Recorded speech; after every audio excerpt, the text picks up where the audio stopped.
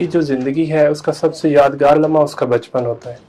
آپ کا بچپن کیسا تھا اور کہاں سے آپ بلانگ کرتے ہیں؟ یہ بات درست ہے کہ بچپن میں انسانی ذہن پر اور شخصیت پر جو اثرات مرتب ہو جاتے ہیں وہ زندگی بھر اس کے ساتھ رہتے ہیں. میرا بچپن گاؤں میں گزرا. میرا گاؤں ضلع گوجرانوالا کا ہے اور اس کا نام ہے گوندلاں والا. شہر کے قریب ہے لیکن پھر بھی اس کی بود و باش گاؤں والی رہی. وہیں کے اسکول سے میں نے میٹرک کیا. میٹرک میں بہت اچھے نمبر آ گئے تو یہاں لاہور میں ایف سی کالج میں میں نے داخلہ لے لیا. ایف ایس سی کی اور ساتھ ہی میں آرمی میں چلا گیا.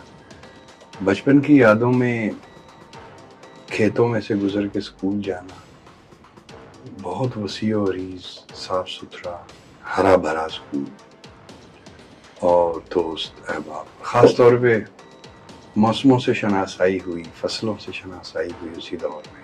آلو کس موسم میں کاشت ہوتے ہیں اور کس موسم میں برداشت ہوتے ہیں، چاول، گندم، گنا. تو فطرت کی آغوش میں اور فطرت کی گود میں یوں سمجھ لیجیے کہ بچپن گزرا. اب بھی کبھی جب آپ گاؤں جاتے ہیں تو کیا وہ یادیں تازہ ہو جاتی ہیں؟ کیا جی، ویسا ہی ماحول ہے گاؤں کا؟ تبدیلی آئی ہے. گاؤں کہ وہ کھیت جن کا میں ذکر کر رہا ہوں ان میں سے آدھے کے قریب جو ہیں وہ رہائشی کالونیاں کھا گئی ہیں. جو گورنمنٹ کا میڈیکل کالج ہے، گوجرانوالا میڈیکل کالج، وہ ہمارے گاؤں کے بالکل قریب بنا ہے. بہت ساری زمین اس میں آ گئی ہے. اس کے باوجود جب میں گاؤں جاتا ہوں تو خاص طور پر مسواک کرتا کرتا کھیتوں میں نکل جاتا ہوں. جہاں بھی وہ میسر آئیں وہ کچھ وقت ضرور گزارتا ہوں. تعلیم کے میدان میں جیسے آپ نے بتایا، تو آپ کا جو بچپنا تھا یا تعلیمی شروعات تھی، ابتدائی تعلیم وہ گاؤں سے تھی. اس کے بعد آپ ایف سی آئے. جی اس کے بعد کوئی تعلیم جاری رکھی یا سروس میں چلے گئے تھے آپ؟ جی، جب میں نے ایف ایس سی کے بعد سروس جوائن کی تو ہمارا پاکستان ملٹری اکیڈمی کاکول میں گریجویشن ہوتی ہے. ہر کوئی اچھا. جو وہاں پہ جی جی. آفیسر بننے کی ٹریننگ کرتا ہے اس کی گریجویشن ہوتی ہے. تو اسی طریقے سے میں نے گریجویشن کی. اچھا. اس کے چند سال بعد میں نے اپنے شوق سے اور اپنے خرچ پر ایم اے اردو کیا. اس کے 2-3 سال بعد میں نے میری لاہور میں پوسٹنگ ہوئی. میں کور ہیڈ کوارٹرز میں تھا.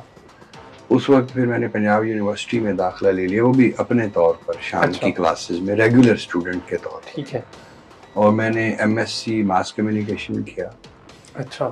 پھر میں نے ایم فل ماس کمیونیکیشن کیا اور یہ سارے کا سارا اپنے طور پہ کیا. فارسی ادب سے بھی لگاؤ رہا ہے؟ جی، فارسی زبان سے میری شناسائی اور میری محبت تو اسکول کے زمانے سے ہے.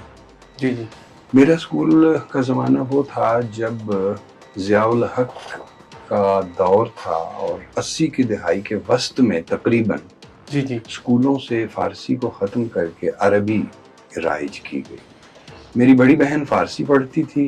جب تک میرا چھٹی میں پہنچنے کا ٹائم آیا تو اس وقت تک عربی آ چکی تھی. تو مجھے وہ جو بہن سبق یاد کرتی تھی اور اشعار پڑھتی تھی، جب وہ فارسی پڑھتی تھی تو میرے ذہن میں یہ بات ہمیشہ کے لیے بیٹھ گئی کہ میں نے فارسی ضرور سیکھنی ہے. مجھے عربی سے بھی اچھی شد بدھ ہے، میں بول لیتا ہوں، پڑھ لیتا ہوں، سمجھ لیتا ہوں. لیکن فارسی کے ساتھ جو میرا لگاؤ ہے وہ یا اس میں جو میری دسترس ہے وہ عربی کی نسبت کہیں زیادہ ہے. اور اس کو میں نے ایک تو اپنے شوق سے خود پڑھتا رہا. جی جی. پھر میری کوئٹہ میں پوسٹنگ تھی تو وہاں خانہ فرہنگ جمہوری اسلامی ایران کے دفتر سے میں نے جو ان کا فارسی سیکھنے کا پروگرام تھا اس کے 3 کورسز کیے. اس سے بہت مجھے اچھا لگا. پھر نمل یونیورسٹی اسلام آباد میں 1 سال کا فارسی ڈپلوما ہوتا ہے. اچھا. وہ میں نے کیا اور میری 3rd پوزیشن آئی اس میں. تو یوں سمجھ لیجئے کہ فارسی ادب کے ساتھ اور فارسی شاعری کے ساتھ خاص طور پہ محبت اور انسیت کا تو شروع سے ہی سلسلہ چلتا رہا. اور جب جہاں موقع ملا میں نے فارسی زبان و ادب میں استعداد پیدا کرنے کی کوشش کی. حضرت انور مسعود کے ساتھ جب کہیں باہر کے ملک میں یا یہاں پاکستان میں ملاقات ہوتی ہے یا ہم ساتھ ہوتے ہیں تو ہماری کوشش ہوتی ہے ہم فارسی میں گفتگو کریں. ماشاءاللہ.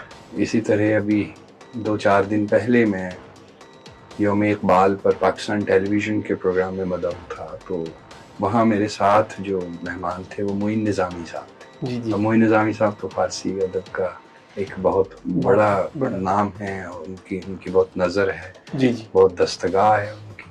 ان کے ساتھ بھی بہت اچھا وقت گزرتا ہے. متاسفانہ فارسی کا ذوق اور فارسی کی جو لگن ہے وہ کم ہوتی جاتی ہے. اسے کم ہونا نہیں چاہیے.